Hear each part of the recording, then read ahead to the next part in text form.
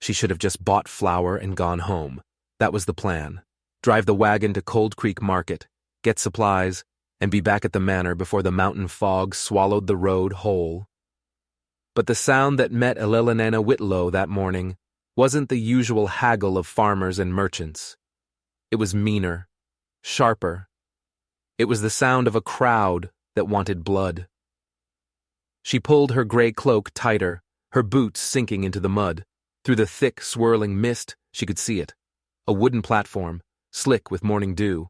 And on that platform, a man was kneeling in chains. He was bare-chested in the biting cold, his head bowed so low that a curtain of tangled, filthy hair hid his face. Scars, old and new, crisscrossed his back and arms like a road map of a life lived in hell. He looked less like a man and more like a thing clawed back from the earth. The auctioneer's voice boomed, full of cheap theater. 5 silver coins! Just 5 coins for the wild man of Devil's Hollow. Caught him running with the deer, living off raw meat and hatred. Untamed, unbroken, a true mountain savage. A woman near Elelonena muttered, "Cursed that one. He ain't natural." Children were straining on their tiptoes to get a better look, their eyes wide with a mix of terror and fascination. The men circled the platform like vultures, some laughing, others spitting on the ground. This wasn't an auction. It was a spectacle, a show put on for a town that had grown bored with its own quiet misery. Elelonena knew she should turn around. She was a widow, the lady of Whitlow Estate. She didn't belong here, mixed in with this grubby, hungry mob. She didn't need this kind of trouble. Her life was quiet, ordered, and empty, just the way she'd made it. But then, as if he could feel her watching, the man on the platform lifted his head. He didn't look at the auctioneer. He didn't look at the guards with their clubs and their sneers. He looked straight at her. And in that one shattering second, the world fell away. The noise of the crowd, the smell of mud and wet wool, the biting cold, it all vanished. There was only the sight of his eyes. They were gray as a storm-swept sea, filled with a wild, ancient pain, and they were familiar. Impossible. But she knew those eyes. She had seen them in her dreams since she was a little girl, eyes that watched her from behind trees in a forest that didn't exist, eyes that belonged to a ghost, a memory that wasn't hers, eyes that had haunted her for 20 years. Her heart hammered against her ribs, a frantic, trapped bird. She took a step forward, then another. The crowd parted for her, an unconscious wave of deference to the Whitlow name. 5 coins, she said. Her voice was low, but it cut through the auctioneer's bellowing like a knife. He stopped, his mouth hanging open. He blinked, confused. "Pardon, ma'am?" Elelonena walked right to the edge of the platform. She didn't look at the crowd. She didn't look at the auctioneer. She looked at the man. From beneath her cloak, she pulled a small velvet pouch. It was heavy with her savings, money she'd put aside for a hard winter. She let it fall onto the wet wood of the platform. The clink of the coins was sharp, final, louder than any gunshot. "He's mine!" she said, her voice leaving no room for argument. A collective gasp rippled through the crowd. Someone laughed, a nervous, high-pitched sound. A man behind her muttered about crazy widows and cursed money. The auctioneer, recovering his senses, cleared his throat. "Now, ma'am, you understand what you're buying. He's not broken, doesn't talk, barely eats. They say he sleeps with his eyes open. He's dangerous." "I said," Elelonena repeated, her gaze as cold and hard as the coins she'd just spent. "He's mine." The guards, their bluster gone, looked away from her. One of them quickly made the sign of the cross over his chest. They unlocked the man's shackles, their movements clumsy and rushed. They handed her the end of a coarse rope that was tied to a cruel-looking iron collar around his neck. The wild man didn't fight. He didn't even flinch. He just rose to his feet, slowly, unsteadily, like a man waking from a long, terrible sleep. And he was tall. He towered over her, a giant carved from mountain rock and shadow.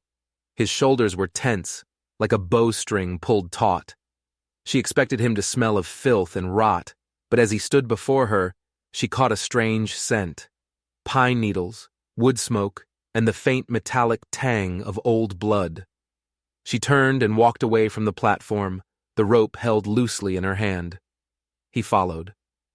The crowd stared, mouths agape, as this ghost of a woman led her ghost of a man through the mud. A young boy, emboldened by the strangeness of it all, picked up a pebble and threw it. It sailed wide, splashing into a puddle. The man didn't even look back. He just kept walking, his eyes fixed on the back of Elena's head, as if she were the only thing holding him to this world. She didn't stop until they reached her wagon at the edge of the market.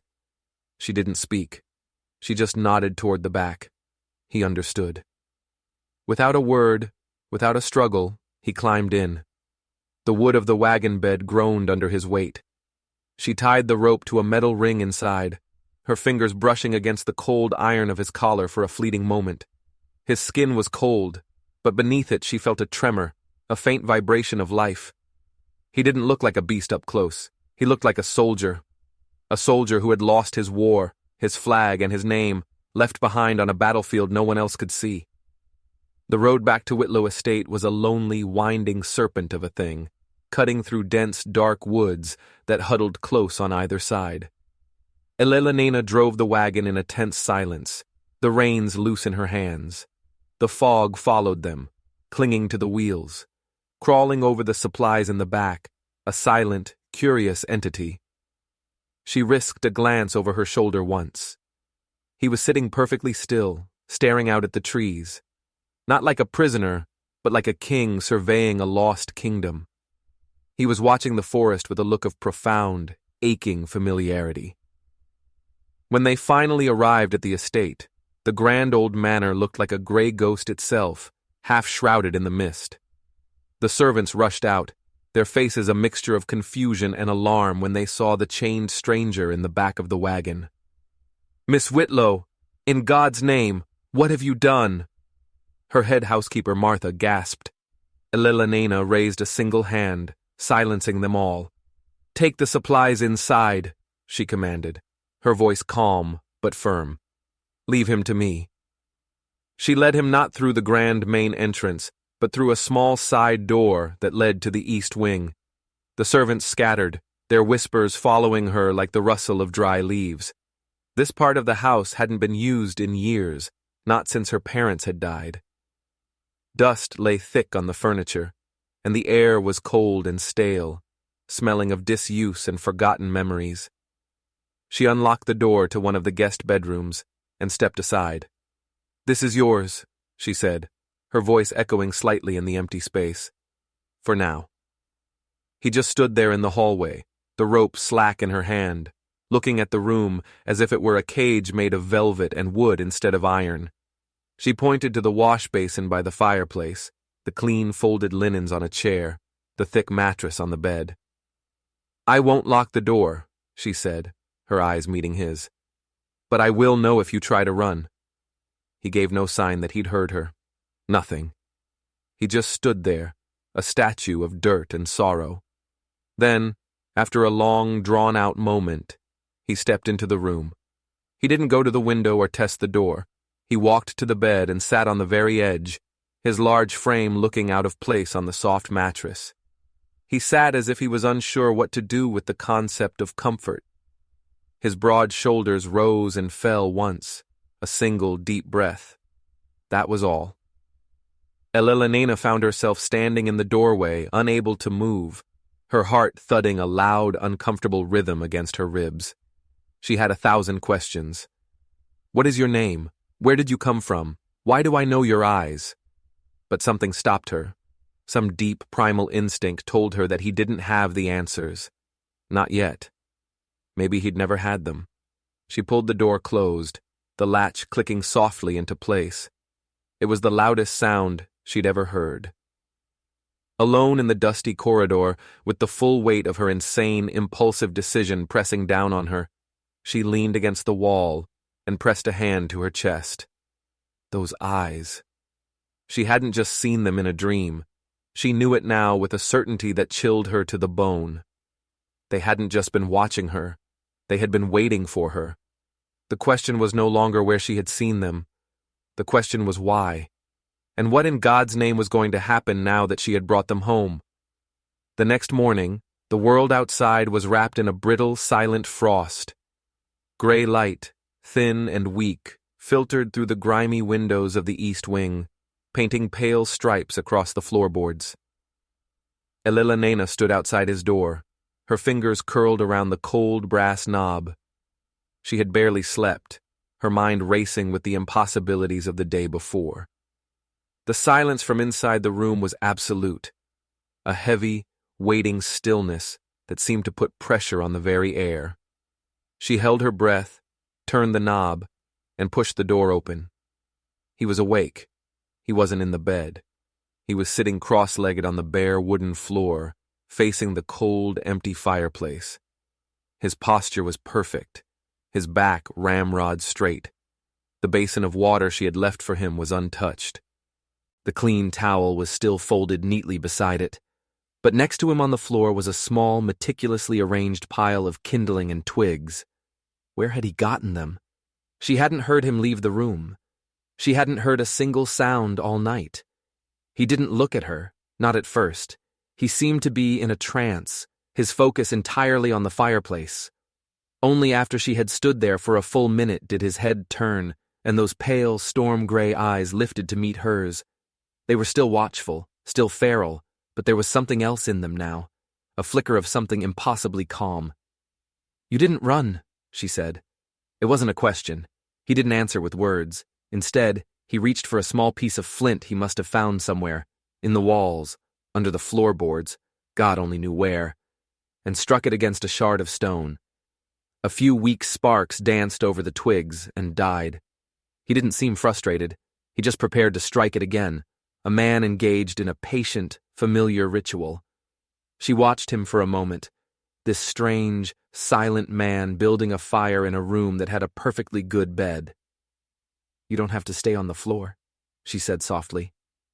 He ignored her, his attention fixed on his task. Elena sighed, a small puff of white in the cold air. She walked over to the wash basin, the water now filmed with a thin layer of ice. She picked it up, carried it to the window, and poured the frigid water out onto the frozen ground below. She refilled it from a pitcher on a side table, the water splashing loudly in the quiet room. She placed the basin back on its stand, along with a fresh bar of lye soap. "Wash," she said. Her voice lacked its usual command. It sounded more like a plea. He still didn't respond. But as she backed out of the room and pulled the door almost closed, leaving just a crack, she waited. She stood in the cold hallway, listening. 5 minutes passed. 10. The silence stretched, taut and thin, and then she heard it. A soft splash, and then another. The faint, unmistakable sound of a man washing away weeks, maybe years, of grime and despair. She let out a breath she hadn't even realized she was holding. It was a start. Later that afternoon, she stood at the window of her study, which overlooked the lower courtyard. And then she saw him. He was moving through the skeletal remains of her mother's rose garden, a silent shadow beneath the bare trellises. He had washed. His long, dark hair hung damp and clean around his broad shoulders. His face, no longer hidden by a mask of dirt and a matted beard, was stark and harsh, but not monstrous. He had high cheekbones, a strong, square jaw, and a mouth set in a firm line that spoke not of cruelty, but of immense restraint. He was wearing an old, loose cotton shirt and plain trousers she had sent to his room with a servant. They were her father's clothes, from a time long ago when he was young and still rode these hills. In the days that followed, a strange and unspoken routine began to form. He started to work. She never asked him to. He was given no orders, no schedule. He simply moved through the decaying estate like a silent, efficient ghost, fixing the things that had been broken for years. She would catch glimpses of him from her windows. One day, he was in the old shed, patiently sharpening the rusted heads of axes and shovels until they gleamed. The next, he was on the front porch, replacing the rotted floorboards with a quiet, steady precision. He cleared the fallen branches from the path to the orchard, his movements fluid and economical. He wielded an axe like it was an extension of his own arm, splitting logs with clean, powerful strokes, never a single wasted motion. The servants were terrified of him at first. They skirted around him, their eyes wide, whispering amongst themselves. They called him the Ghost or the Lady's Savage. But he paid them no mind. He spoke to no one, and no one dared speak to him. But Elelenina saw things they didn't. She saw the way his whole body tensed when the old cook dropped a heavy kettle near the well, his hand half reaching out as if to help before he caught himself and forced himself to remain still. She saw the way he deliberately avoided her gaze whenever they passed in a hallway, as if looking at her for too long was a kind of pain. On the third night, sleep refused to come. The house was too quiet, the silence pressing in on her. Wrapped in a heavy wool blanket, she crept downstairs, her bare feet silent on the cold wood. The grandfather clock in the hall ticked its slow, lonely rhythm. The wind moaned softly against the window panes. A fire was still smoldering in the parlor fireplace, casting dancing orange shadows on the walls. And he was there. He was sitting on the floor in front of the hearth, legs crossed, his bare feet pressed against the cool wood. He was turning something small over and over in his hands. It looked like a thin strip of leather. He didn't look up when she entered. He didn't even shift his position. He just continued his slow, rhythmic work. She stood in the shadows of the doorway for a long time, just watching him. There was something about his stillness that wasn't peaceful. It was disciplined, as if staying silent, staying perfectly still, was an act of incredible endurance he had mastered over a lifetime. Finally, she moved to the large armchair opposite him and sat down. The old springs creaked. He still didn't move. The fire popped, sending a shower of sparks up the chimney. The clock ticked. The wind howled. She waited. "I don't know your name," she said at last, her voice barely a whisper in the vast, quiet room. He said nothing. "But I think you know mine," she added, feeling foolish. Still nothing. She felt a flush of frustration and embarrassment. What was she doing, trying to talk to a wall? "I'm Elelenina," she said, and it felt like a confession. Silence. He just kept twisting the strip of leather in his powerful hands. Finally, defeated, she rose to leave. As she turned, her candle flickered, and in its wavering light, she saw what he held. The strip of leather. He had woven it into a small, intricate braid, a perfect, tiny knot of survival. A piece of nothing, transformed by restless, patient hands into something whole. The next morning, something stopped her cold in the kitchen. On the wide windowsill, a place where the morning sun fell, was a perfectly straight line of small, flat, gray stones. They were arranged by size, from smallest to largest. At first, she thought it was just a strange bit of tidiness, maybe one of the younger servants playing a game. But then, a memory, sharp and vivid, lanced through her. When she was a little girl, she used to collect stones just like these from the stream that ran below the orchard. She would spend hours searching for the perfect ones, smooth and flat, and she would line them up, just like this, on the windowsill of her bedroom. She'd always had a faint, dreamlike memory of someone watching her do it from the woods, a pair of gray eyes. She had always dismissed it as a child's fantasy. That afternoon she tried to lose herself in a book, sitting in the dusty, sun-drenched greenhouse. She didn't hear him approach. The only warning was the soft creak of the glass door. She looked up, startled. He was standing just outside, his shirt sleeves rolled up to his elbows, revealing forearms corded with muscle and laced with old white scars. He held a bucket of water in one hand. He set the bucket down near her withered rose bushes and began to kneel as if to water them. But then he froze. Their eyes met through the grimy glass. A jolt went through her, hot and electric. She couldn't look away. This time, she refused to. She held his gaze, and for a terrifying, breathless moment, he held hers. Then he broke. He looked away, a flicker of something like panic in his eyes. He stood up abruptly, turned, and walked away without a word, leaving the bucket of water behind. Elena remained perfectly still, the forgotten book open in her lap, her heart hammering against her ribs with a force that was both terrifying and thrilling. That night she lay awake for hours, watching the shadows from the trees dance on her ceiling. She wondered how a man who never spoke a word could make the entire house feel so loud, so full of unspoken things. This wild man, this ghost she had bought for 5 silver coins, felt more real, more present, than anyone she had ever known. He was slowly, silently, filling all the empty spaces in her life. And that terrified her more than any ghost, more than any memory, more than she could ever possibly admit. The snow came freakishly early that year. It fell weeks before the valley towns had even seen their first frost, arriving like a thief in the night. It started as a whisper, a fine dusting on the rooftops of Whitlow Estate, and then it turned into a thick, silent blizzard, blanketing the orchard, the porch, the broken fences in a soft, white hush that seemed to smother all sound.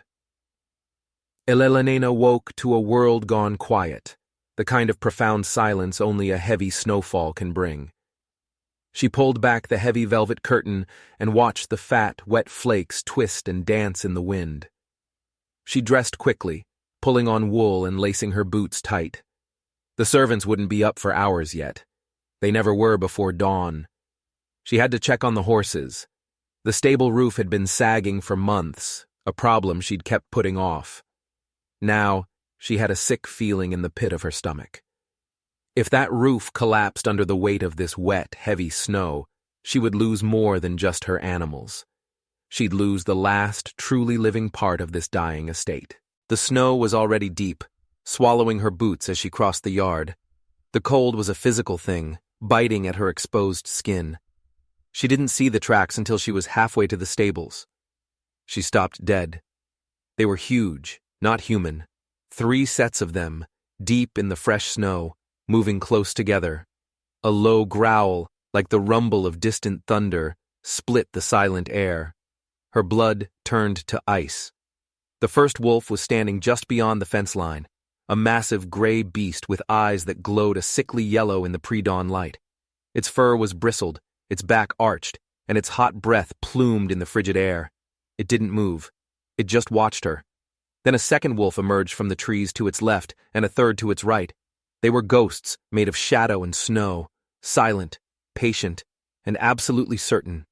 They were circling her. Her heart stuttered, a frantic drum against her ribs. She knew she couldn't run. There was nowhere to go. She took one slow, deliberate step backward, then another. The lead wolf lowered its head, its powerful muscles bunching. It was going to spring. She closed her eyes, a silent prayer on her lips, and then a sound tore through the air, a raw, ragged human shout. "Back!"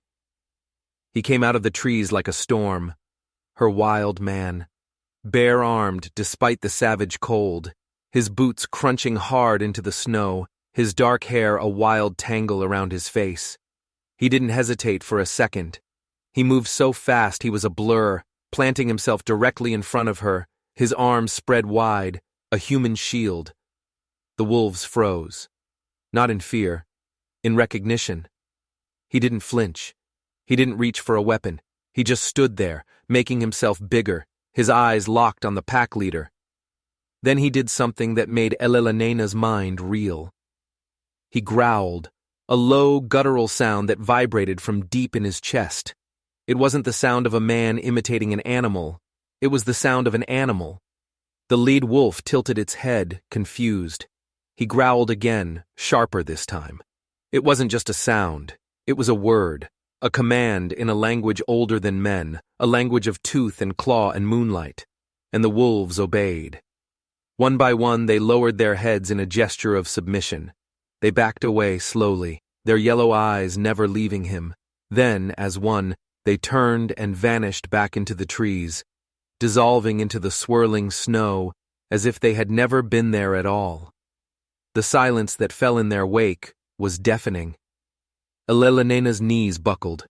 She grabbed onto a fence post to keep from collapsing, her breath coming in ragged, painful gasps now that the danger was gone. He turned to face her, slowly. His shirt was torn at the shoulder, his skin smeared with dirt. His chest was heaving, not with fear, but with a deep, primal exertion. Or maybe it was rage. He stared at her, his storm-gray eyes burning with an intensity that stole the air from her lungs. Then, for the first time since she had brought him to this place, he spoke to her without being spoken to first.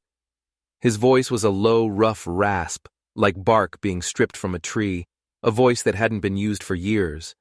But the words were clear. They were human. "You're safe," he said. "I'm here." Elena's mouth fell open. The words caught in her throat. You can talk." He looked down at his feet, a flicker of something that looked like shame crossing his face. "I haven't," he said, his voice still rough. "Not in a long time." "Why?" she whispered. He didn't answer. He didn't have to. His silence, the years of it, the weight of it, said more than any word ever could. They just stood there in the falling snow, the world holding its breath around them, two impossible creatures in an impossible moment. That evening, Elena did something she hadn't done since she was a girl. She cooked, with her own hands. She didn't use a recipe book. She just used flour, broth, wild herbs, and memory. She set 2 places at the grand, empty dining table, lit the tall candles, and she waited. She didn't have to call him. He came on his own. He was clean again, his damp hair combed back from his face. He wore the same shirt she had given him, the sleeves still slightly too short for his long arms. He sat down across from her, his movements hesitant, as if he expected to be told to leave. They ate in silence for a long time. The only sounds were the crackle of the fire in the hearth and the soft clink of their spoons against the porcelain bowls. And somewhere in that shared stillness, the vast, empty space between them began to close. He finished his soup, set his spoon down carefully, and looked at her, truly looked at her, without fear or shame. "I don't know my name," he said, his voice clearer now, stronger. She just listened. "But I remember a wagon and rain, screaming." His eyes were fixed on the candle flame, but he was seeing something else entirely. "The wheels hit a rock. The horses fell. My parents, they didn't move." Elena's throat tightened into a knot. "I was a boy, 11 maybe. I ran. I hid in the woods. I watched the animals. I learned from them. How to move, how to listen, how to stay alive." He paused, the firelight flickering in his haunted eyes.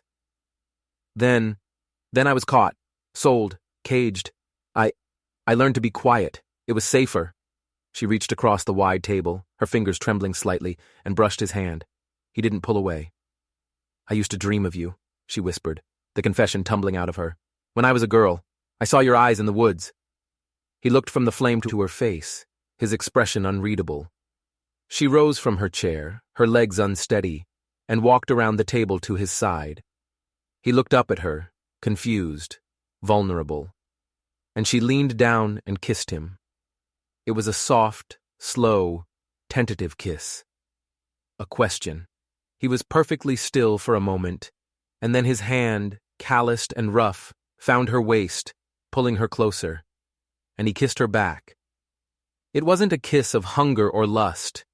It was a kiss of recognition, of 2 lost souls finding a familiar shore in a storm. For one long, fragile moment, the world and all its ghosts disappeared. When they finally broke apart, neither of them spoke. He rose from his chair, his eyes never leaving hers, and together, wordlessly, they walked out of the dining room, leaving the half-eaten bread and the dying fire behind them. That night, for the first time since she was a child, Elena left her bedroom door unlocked. And the man who had once lived with wolves, the man she now knew was named Jonah, slept in a real bed, in a warm room, without fear. The attic smelled of dust and time. Lantern light danced across cobweb-draped trunks, forgotten portraits with judging eyes, and shelves groaning under the weight of warped books. Elena hadn't been up here in years, not since her father's funeral. The old floorboards creaked a protest under her boots. Jonah followed her, his movements as silent as a cat's. He had to duck his head to avoid a low-hanging beam, his gray eyes scanning the cluttered space as if he could see the ghosts that lingered there. And maybe he could. A single, nagging question had been worming its way through Elena's mind for days. Jonah's memories, fragmented, torn at the edges like old cloth, were starting to line up with half-forgotten rumors from her childhood. A wealthy family's carriage, wrecked on the old Royal Road during a winter storm. A young boy, vanished without a trace, presumed dead, devoured by wolves. She remembered her father, Lord Whitlow, returning from a business trip that same winter. He had been sullen and unusually silent, with angry scratches on his hands and a wild, limping dog he refused to explain. No one had asked questions. The war had just ended, and the mountains were full of ghosts. Disappearances were common. But something in her gut, a fierce, protective instinct she didn't know she possessed, refused to let it go. She crossed the attic to a heavy oak chest that bore the faded Whitlow family crest. The key was still sitting on top, right where her mother had always left it. The old lock gave a rusty click. Inside was a jumble of the past. Her father's leather-bound journals, bundles of yellowed letters tied with ribbon, his rusted war medals, and at the very bottom, a small, narrow book wrapped in oilcloth. She pulled it out, her fingers trembling as she unwrapped it. It was a field notebook, the kind a naturalist might carry. On the spine were the initials E.W. Jonah stepped closer, drawn by some unseen force. His eyes were locked on the book. "I remember a tree," he said suddenly, his voice distant. "Deep in the woods. There was a carving on it." He touched his forehead, as if trying to pull the memory into focus. A circle, with lines crossing through it. Elena's breath caught in her throat. She fumbled with the pages of the notebook, her heart pounding. And then she found it.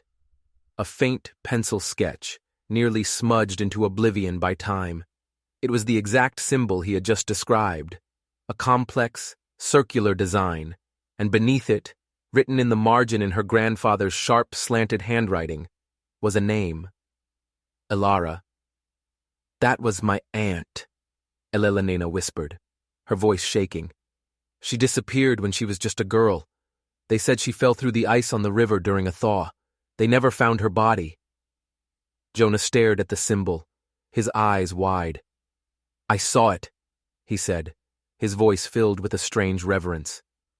"Carved into a giant oak tree, near a hollow cave. I used to sleep there. It felt safe." She handed him the notebook. He took it with a strange delicacy, his large, rough hands cradling it as if it were a fragile bird. He traced the symbol with the tip of one finger, over and over again. "Can you find it?" she asked, her voice tight with a hope so fierce it hurt. "Can you remember the way?"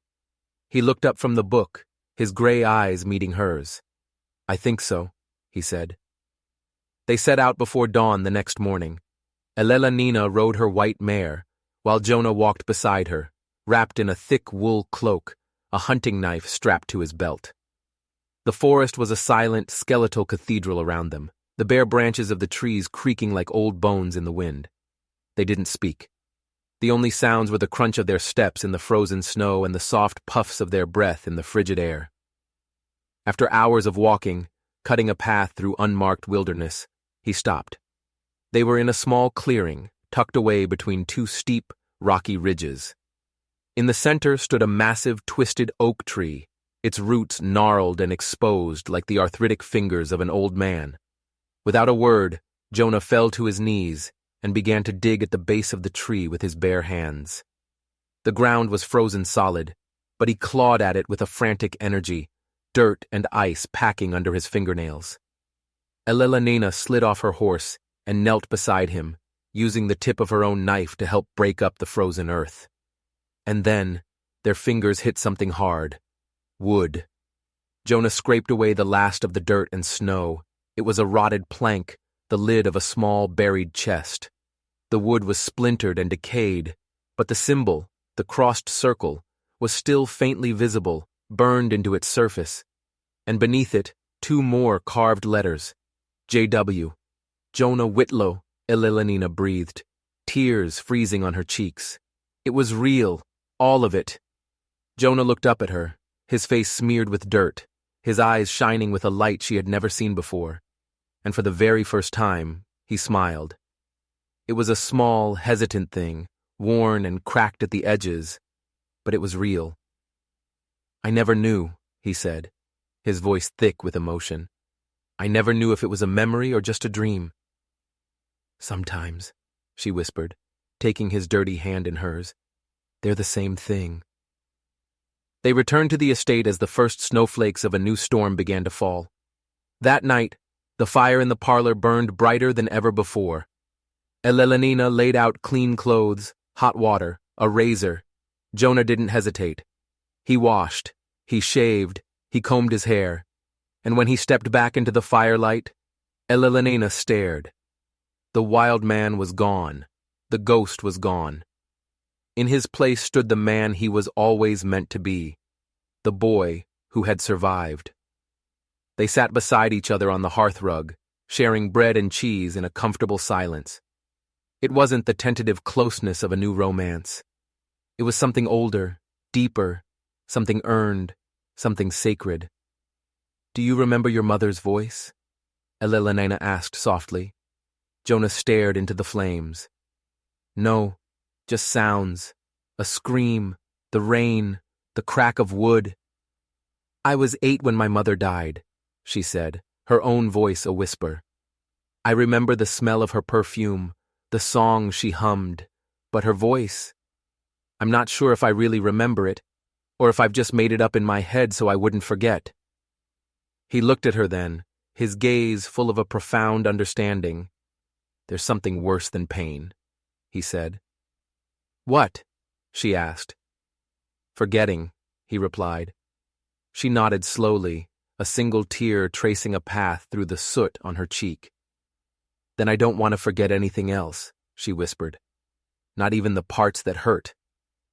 They sat like that for a long, long time, the fire slowly dying down to glowing embers. Later, long after Elelenina had gone up to her room, Jonah remained by the hearth, his fingers wrapped around a cold mug, his eyes fixed on the dying coals. He didn't sleep. Not yet. A new feeling was stirring in his bones, an itch he couldn't scratch, a tension that pulsed through him like a buried drum. He had found his name. Now he needed to find the man who had tried to steal it from him. That night, he dreamed of the carriage wreck again, but this time, it was on fire, and a man stood watching it burn, his back to the flames, his face hidden in shadow, and he was dragging something heavy, something that left a dark trail in the snow. Jonah woke up in a cold sweat, his throat raw. A name, a face. It was all there, just at the edge of his memory, just out of reach. He whispered into the darkness of the room, a desperate prayer to the ghosts of the house. I need to remember. And for the first time, he felt like the shadows were listening.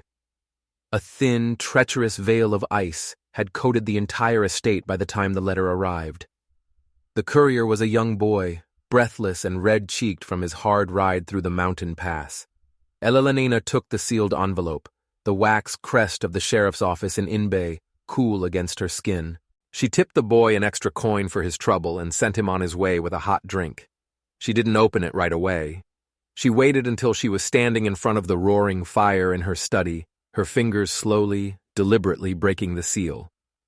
The message was short, the sheriff's handwriting a blunt, no-nonsense scrawl. Lady Whitlow, a stranger has been in town asking questions, asking for you by name. Dark coat, well-spoken, but won't state his business. He's staying at the Elk's Head Inn. He's been asking about your estate and about a man matching no local records, A man you recently acquired. Thought you should know. Sheriff Dalton. Ellenina's mouth went dry. Her blood ran cold. She read the note again, and then a third time, the simple words taking on a terrifying weight. She folded it carefully and slid it into the pocket of her dress. She found Jonah in the east courtyard, splitting firewood. He had shed his coat despite the biting cold, and steam rose from his skin with every powerful swing of the axe. The steady thwack of steel hitting wood was the only sound in the frozen stillness. His movements were different today, slower, more deliberate, as if each swing was an act of controlled rage. When he saw her approach, he paused, the axe held loosely in his hand, and turned to her. There was a new alertness in his eyes. He already knew. "You're being looked for," she said, her voice flat. He didn't look surprised. His jaw tightened. She held out the sheriff's note. He took it, his eyes scanning the words, his mouth setting into a hard, thin line. "Do you know who it is?" she asked, her heart hammering. Jonah didn't answer right away. He walked to the chopping block, set the axe down with a quiet thud, and wiped his hands on his trousers. "I remember a man," he said finally, his voice a low rumble. Not his name, just his face. He looked at her, his eyes dark with a memory that was finally taking shape. A scar across his eyebrow, a black coat, a gold ring on his trigger finger. "The dream," she breathed. "You saw him in the dream again?" Jonah nodded once, his gaze distant and haunted. He was there. He stood outside the burning carriage. He looked in at my parents, and he said, "Shame the boy didn't burn too." Ellenina stepped closer, her hands clenched into fists at her sides. "You're sure?" Jonah's gaze met hers, and for the first time his voice held no tremor, no hesitation. It was cold, hard, and certain. "I remember more every night. His voice. The way he walked, like he owned the ground he stood on, like he was above everything and everyone." Ellenina reached out and touched his arm, her fingers gripping his bicep. "If this man has come looking for you, we have to do something. You're not safe here anymore." He looked down at her hand, then back to her face, his expression grim. "And neither are you." That night, there were no candles in the dining room, no servants preparing a meal, just Ellenina and Jonah, sitting on the floor in front of the parlor hearth, eating bread and cheese in the flickering firelight. The vast, empty house felt too still, too quiet. Every creak of the old wood, every moan of the wind, sounded like a footstep. "You were trained," she said suddenly, breaking the silence. "The way you move, the way you fight, the way you commanded those wolves. You didn't learn that in the woods." Jonah didn't deny it. He stared into the fire, his profile hard and unforgiving in the orange light. "I remember drills," he said, his voice low. "Marching in the cold, barracks with metal floors, orders barked by men whose faces I never saw. They took boys like me, orphans, runaways. They tried to turn us into something useful, weapons." "And did they?" she asked softly. He looked from the fire to her, his gray eyes filled with a deep, ancient sorrow. "They tried." Ellenina's hand found his, her fingers lacing with his. "You are not what they made you," she said fiercely. He didn't answer, but his fingers tightened around hers. At dawn, Jonah woke with a gasp, the tattered edges of another nightmare clinging to him. Flashes of memory, sharp and brutal. A long, dark corridor, the sound of screams, a rough hand dragging him through freezing mud, a voice in his ear, cold and cruel, whispering, "You don't exist." He swung his legs out of bed and stood, his bare feet cold on the floorboards. He moved through the silent house like a ghost, finally stopping in front of the tall, tarnished mirror at the bottom of the grand staircase. He stared at his own reflection, at the clean-shaven jaw, the haunted eyes, the face that was no longer the face of a stranger. "Say it," he whispered to the man in the mirror. "Even if it's not yours anymore." He swallowed, his throat tight, Then slowly, forcing the sound out, Jonah. The name felt foreign on his tongue, but it also felt true. It scraped his throat. He said it again, louder this time, the sound echoing in the empty hall. Jonah! Something deep inside his chest, something that had been coiled tight for years, finally loosened. He was still breathing hard when Elena came down the stairs, wrapped in her dressing gown. He didn't turn around. "I have something to tell you," he said to the mirror. She stopped on the bottom step. "I remembered my name," he said, his voice clear and steady. "It's Jonah." She was silent for a long moment. Then she whispered, "It suits you." He finally turned to face her, and for the first time since the day she had bought him at that squalid market, he wasn't hiding behind anything. Not silence, not fear, not shame. "I want to know the rest," he said, his voice burning with a new intensity. "I want to remember all of it. I want to know who I am." Elena nodded, her eyes shining. "Then we'll find the truth, together."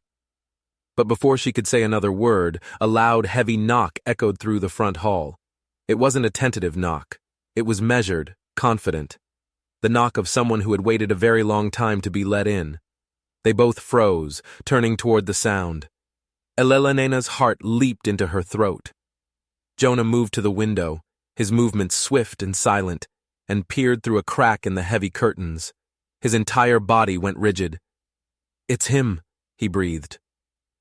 Elena moved to his side and looked.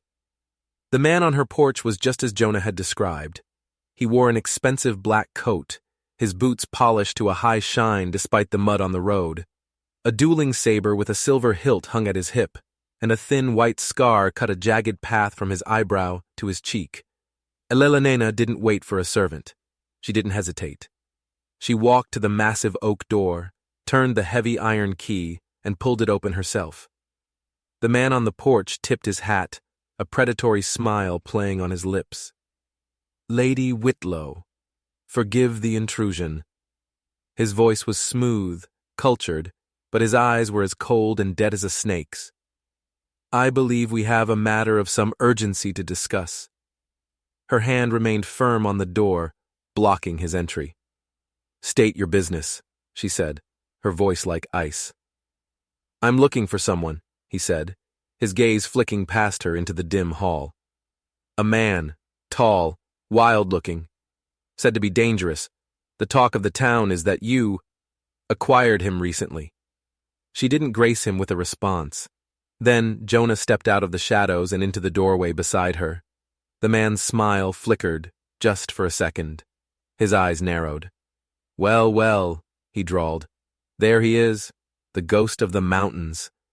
Jonah stared at him, his face a mask of stone. "I remember you," he said, his voice low and dangerous. The man's feigned politeness vanished, replaced by a chilling arrogance. "Do you now? How fortunate." "You were at the carriage," Jonah said, his voice dropping even lower. "You watched it burn. You said—" Shame he didn't burn, too. The stranger's hand drifted down, his fingers coming to rest on the hilt of his saber. His smile was gone completely. Jonah's jaw clenched so hard a muscle jumped. "You called me a loose end, a witness. I was just a boy." The man's voice was now colder than the winter wind. "And you were supposed to disappear." Elena stepped forward, placing herself squarely between them, her small frame a defiant barrier. "No one else dies in this house," she declared. But she could see it in their eyes. It was too late. The storm she had felt brewing for weeks had finally arrived, and it had come right to her front door. They didn't sleep. There was no point. As soon as the stranger, Silas Drake, had retreated from their porch with a final, chilling smile, they had sprung into action.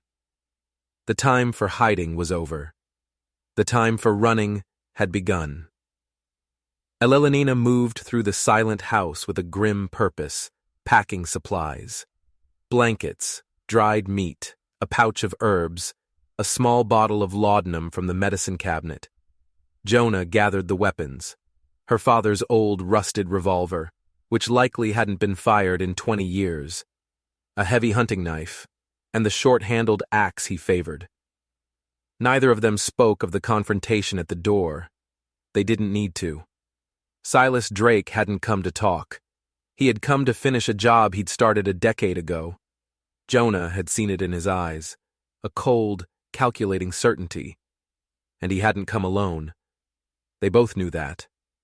By the time the first weak light of dawn began to creep over the mountaintops, they were already on horseback, riding hard not towards the town, but south, towards the treacherous cliffs and the forgotten cabin Elena's aunt had built in secret during the war.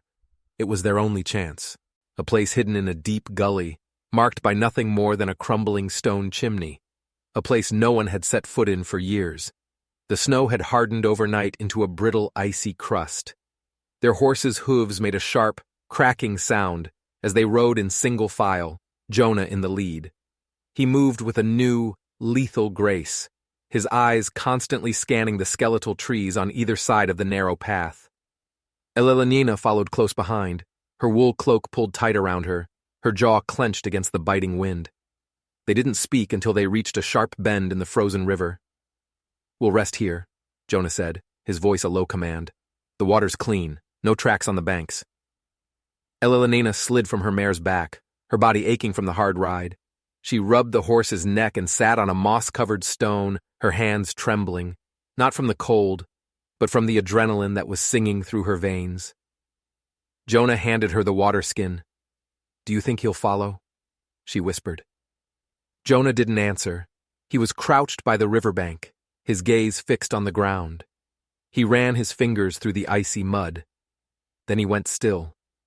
Elelina followed his gaze. Half buried beneath the dead leaves and snow was a thin strip of braided cord, stained a dark, ominous color. It was a snare trigger, a trap. They hadn't outrun him. He was already here. Jonah drew his knife, the blade scraping softly against the leather sheath. "He's ahead of us." Before she could even process his words, a sharp whistle, high and piercing, cut through the quiet of the forest. It didn't come from the woods. It came from above them. It was the signal. Too late. Her horse screamed, a sound of pure terror, and reared violently. The trap sprung. A heavy net woven with thorns and rope shot out from the underbrush, entangling the mare's legs. The poor animal went down with a sickening, shuddering crash.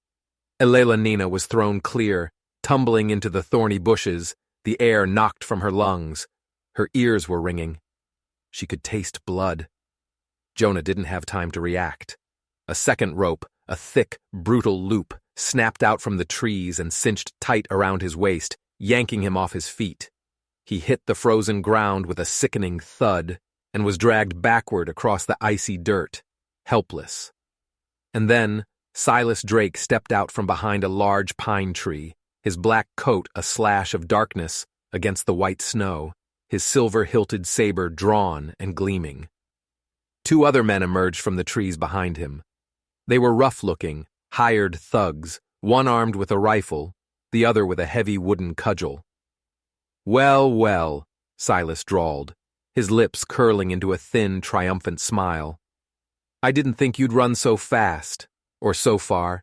And Lady Whitlow, still playing the loyal savior, I see." Elelina, her head spinning, crawled desperately towards her fallen saddle-pack. Her fingers closed around the cold, heavy grip of the revolver.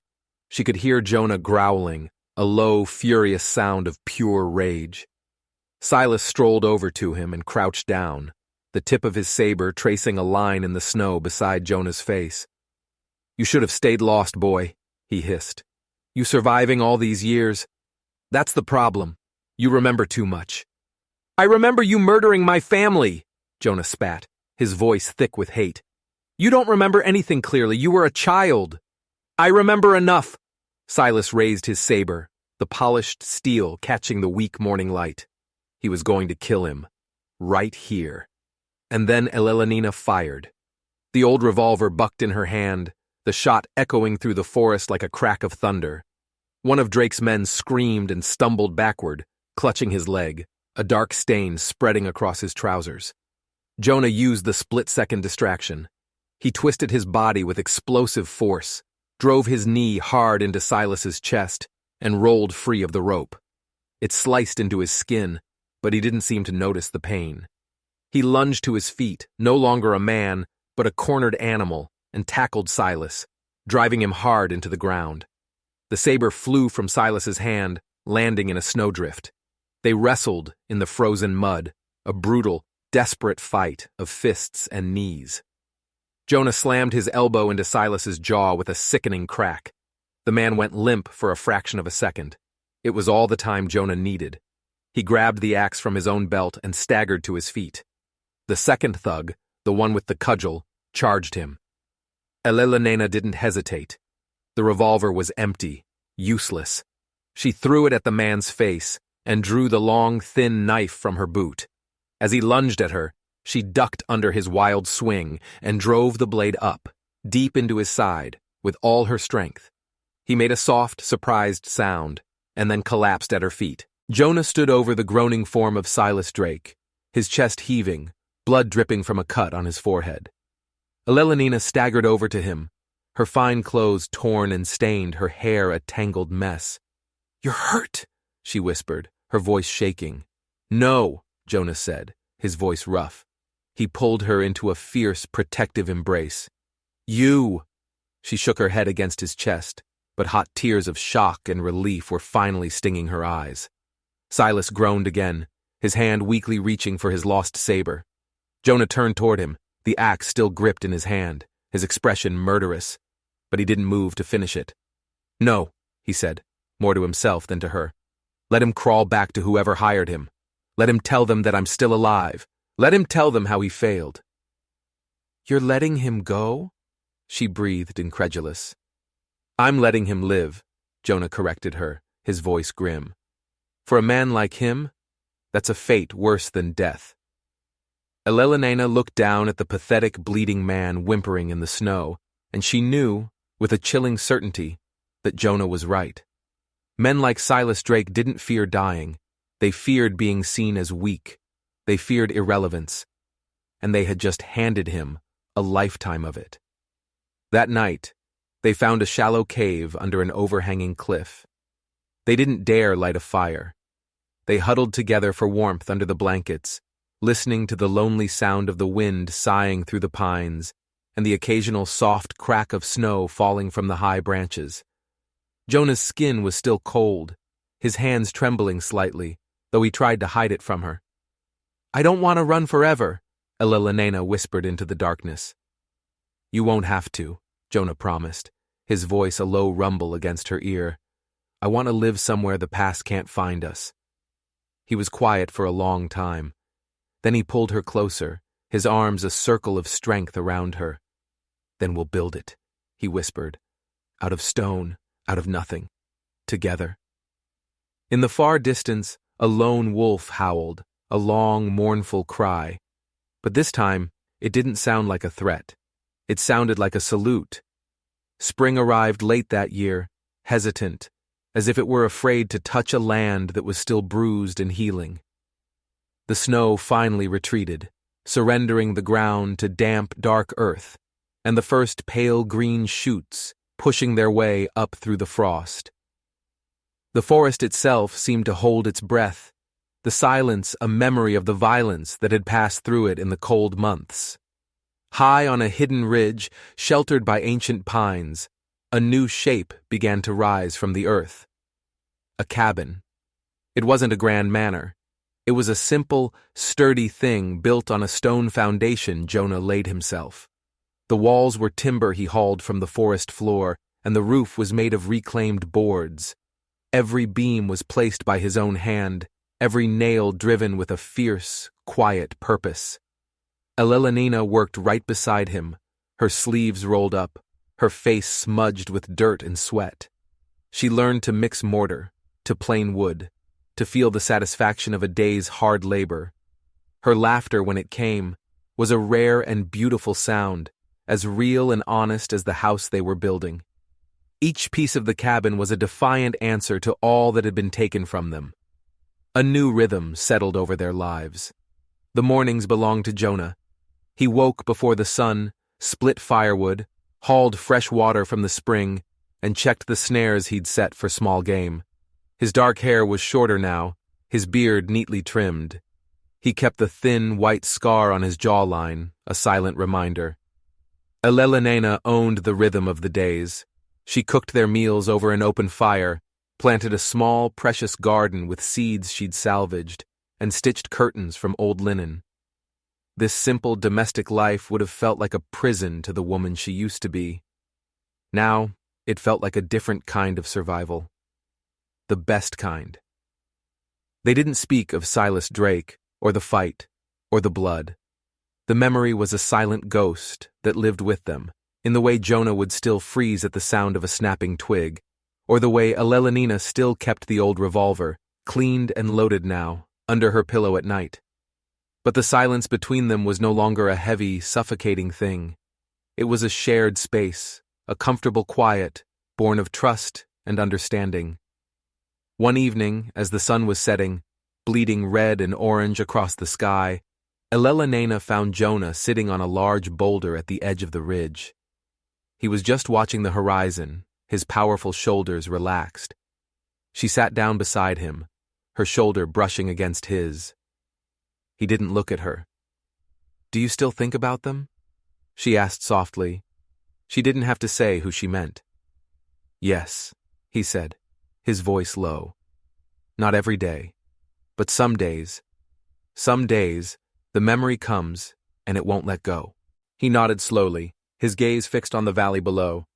"I still dream of the fire." She turned to him, her eyes full of concern. "But it's different now," he continued, turning to meet her gaze. "The flames are smaller. They don't swallow everything anymore. And in the dream, I'm not a boy. I don't run." Elelenina took his large, calloused hand in hers. His fingers closed around hers, a perfect fit. "You're not alone anymore, Jonah." "No," he said quietly, a faint smile touching his lips. "I'm not." Weeks turned into a month. The cabin walls were sealed against the wind, and the garden began to sprout with the promise of basil, potatoes, and wild onions.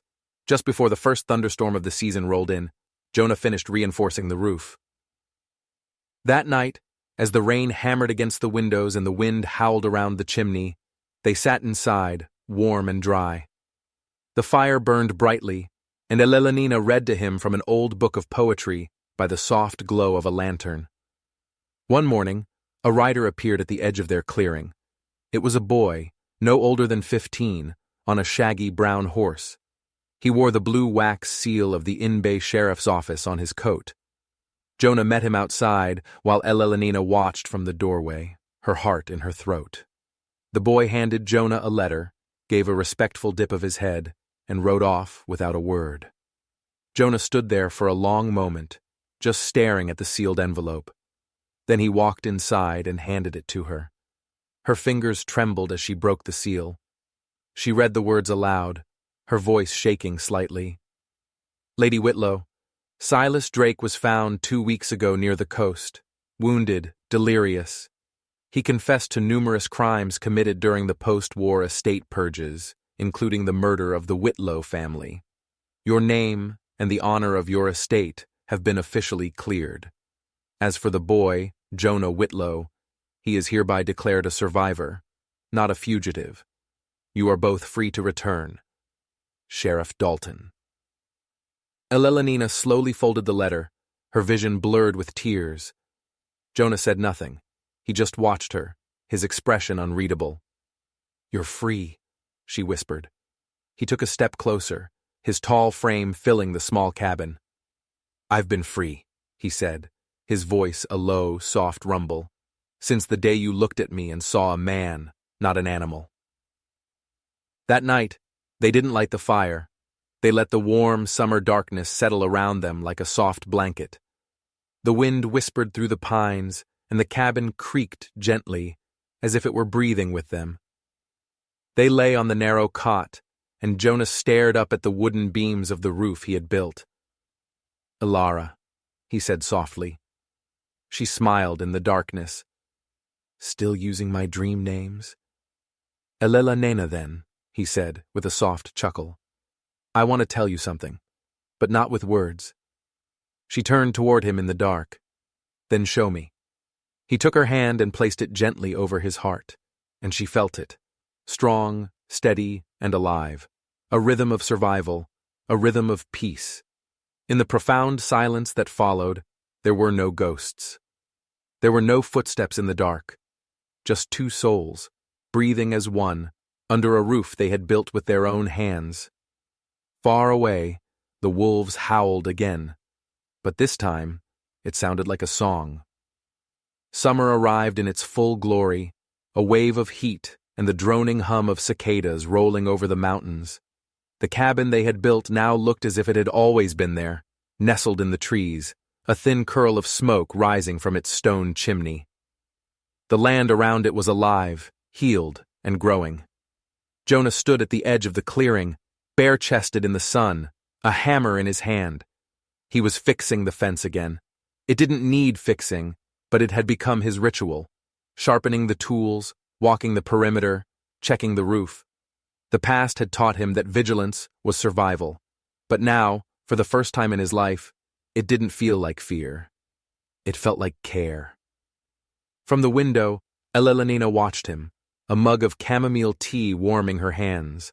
Her hair was tied back loosely, her simple dress wrinkled from her morning chores. She was no longer the ghost-like woman who had walked into Cold Creek Market all those months ago. The armor of silence she had worn for so long had softened.